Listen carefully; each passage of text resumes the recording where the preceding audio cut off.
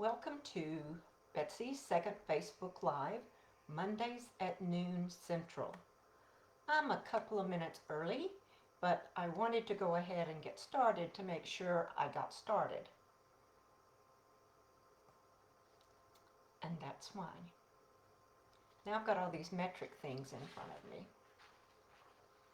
So, last week I just talked about reinventing the business and emerging from E.L. Smith Consulting to Betsy Smith. Now you can get to my new, fresh, refurbished, clean, neat, informative, interactive website through betsysmith.com, or you can still get there through E.L. Smith Consulting. I'm glad that you guys joined me today, and I hope that I will be able to see this if you communicate with me. Oh yeah, there are comments, so I'm good there. And I'm expecting Maggie Tomley today. This will be the second time Maggie's heard Feel the Fear and Do It Anyway. I did it for the Institute for Women in Politics back during the summer as a Facebook Live on the Institute for Women in Politics Facebook page. Are you seeing sunshine where you are? It's a beautiful sunshiny day here in Pensacola, Florida. Those of you who know me know that most of my family is in Texas. Last week at my sister's house out in the middle of nowhere outside Waco, Texas, it was 9 degrees. Yesterday it was 70 degrees. Never let it be said that Texas did anything just a little bit. Today we're going to talk about Feel the Fear and Do It Anyway.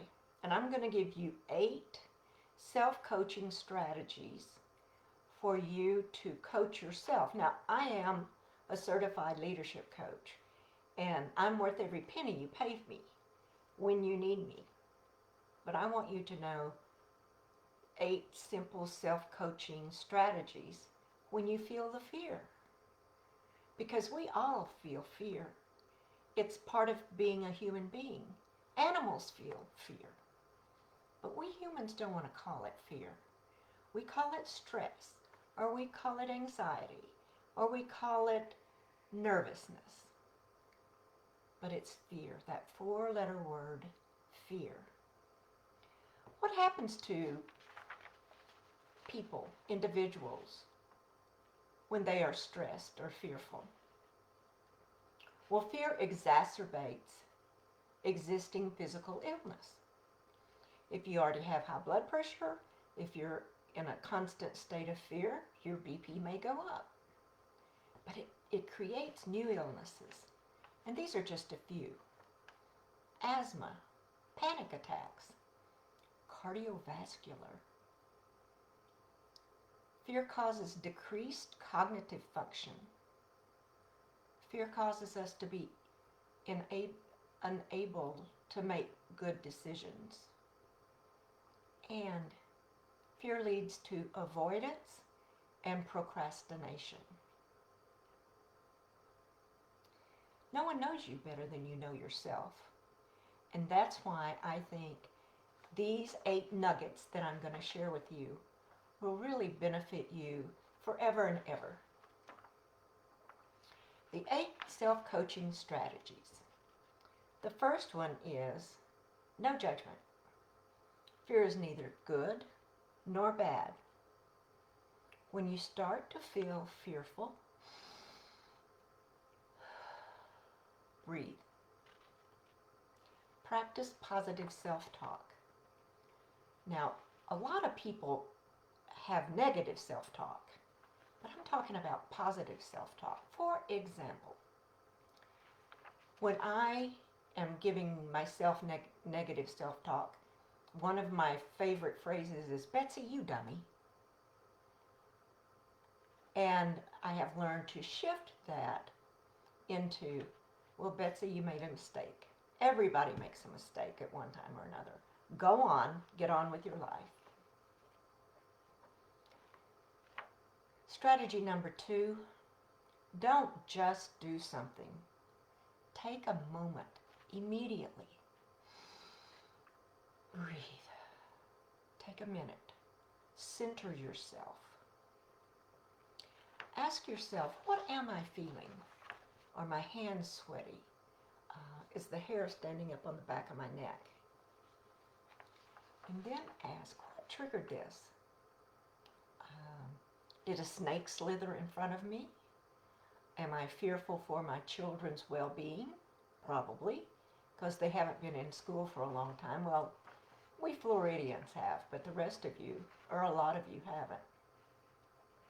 Try to identify what triggered that feeling of fear, that knot in your stomach. Strategy 3. Do a brain dump, literally. Start writing. Doesn't have to be coherent. Get a blank piece of paper and just write. As my friend Marilee Sable would say, throw it on the paper. Name your fear. What is it? Is it a fear of my job? Is it a fear of being ill? Is it the fear of my loved one in the hospital and I can't visit them? Name the fear and write it down. Ask these questions. What do I want? Be specific.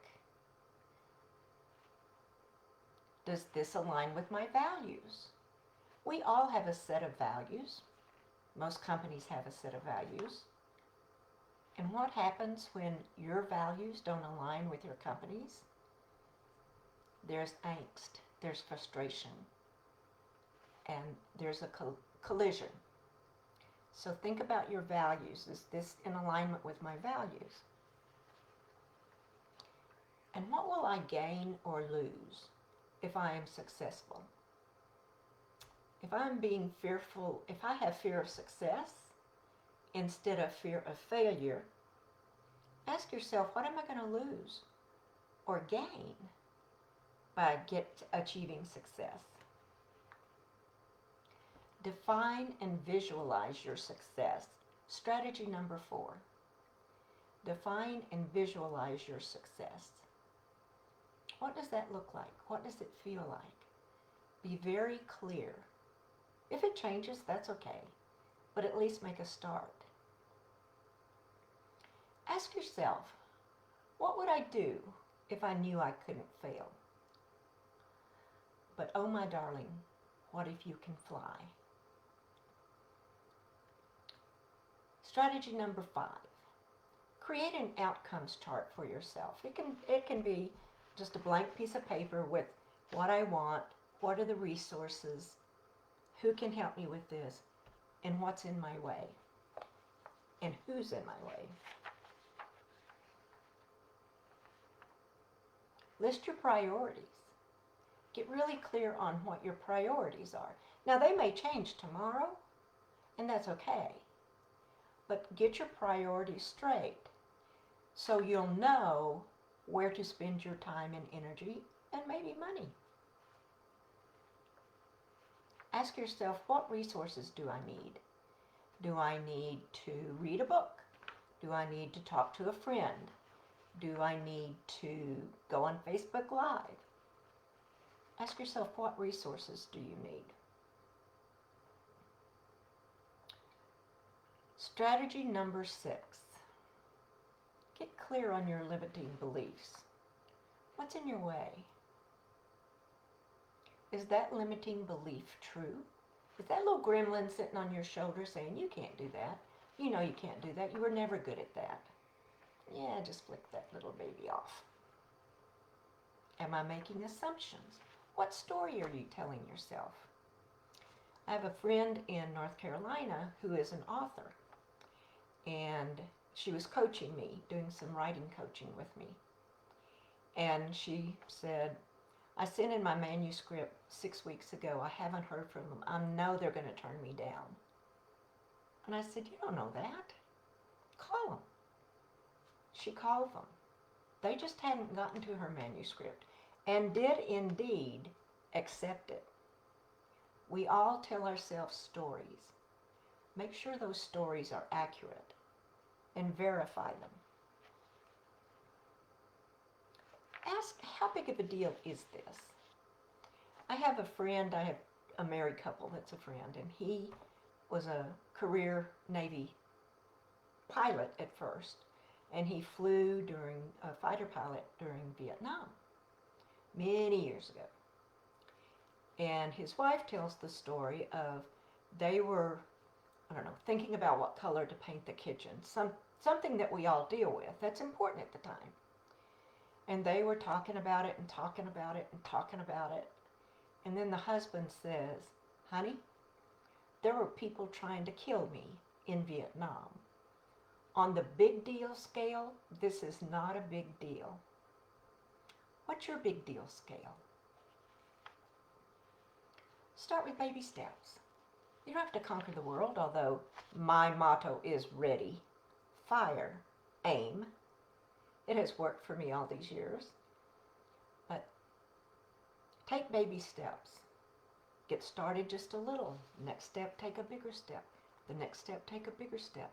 And the next thing you know, you've either solved the problem, you've accomplished what you wanted to. Number 7, the 7th self-coaching strategy. Start at the end and work backward. Good old Stephen Covey. Again, you've heard me say this time and time and time again. Define your success. If you achieve it and it looks exactly like you've defined it, great. If it doesn't look like you've defined it, great. But how you can get anywhere if you don't know where you're going. Define your success. Set intentions. Most people say set goals, but I don't use that 4-letter word goals, 4-letter word fear, 4-letter word goals. Why?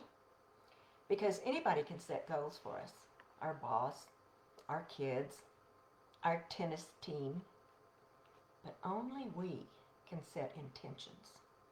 Only we can set our intentions. And that makes them so much stronger. Create your benchmarks. You've defined success, and you're going to work backwards, and you're going to identify your benchmarks. In 3 weeks, I will have finished the book. In 6 weeks, I will have it edited. In 10 weeks, I will have it published. If you hit them, wonderful. If you don't, it's probably not life or death. And lastly, celebrate success. Little bitty successes. I coach my clients to, at the end of every day, make a list of 3 things they achieved.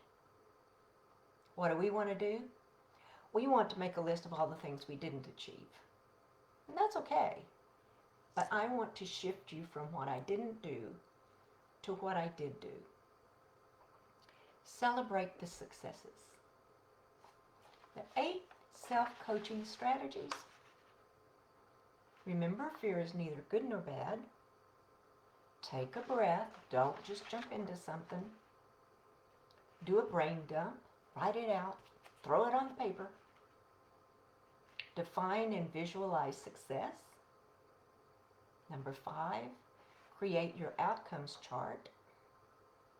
Number 6, get clear on your limiting beliefs. What's in your way? Start at the end and work backward. And celebrate your successes. 8 self-coaching strategies that I'm sure will be beneficial for you. If you would like to experience coaching, contact me for a complimentary session, an exploratory we call it. If you want to talk through something that's on your mind, maybe you want to be more productive, maybe you want to be a better time manager, maybe you want to accomplish a goal and you're just feeling overwhelmed, let me know. We'll talk for about 30-45 minutes. If it's a good match and we both think we can work together, we will. I do 4-week intensives one day a week for 4 weeks, and I can do that individually or small group. I do 90-day sessions, 3 months, a 3-month commitment. And if you want to go on, as a potential client asked me last week, well, if I want to do more than 3 months, can I? Well, sure, we can extend it. But I asked for a 3-month commitment because that's good for my timing, and you really get to know and make progress in 3 months. And during those 3 months, we meet a couple times a month.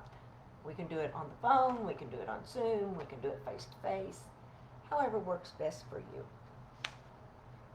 And there you have it. 8 self-coaching strategies to get the job done. I hope you'll join me next Monday at noon Central, because we're going to start the discussion of Betsy's Rules for Women in the Workforce. I'm writing a book, The Ultimate Desk Reference for Courage and Confidence. I hope that you will join me for that. Thank you for joining me today, and have a great, great week.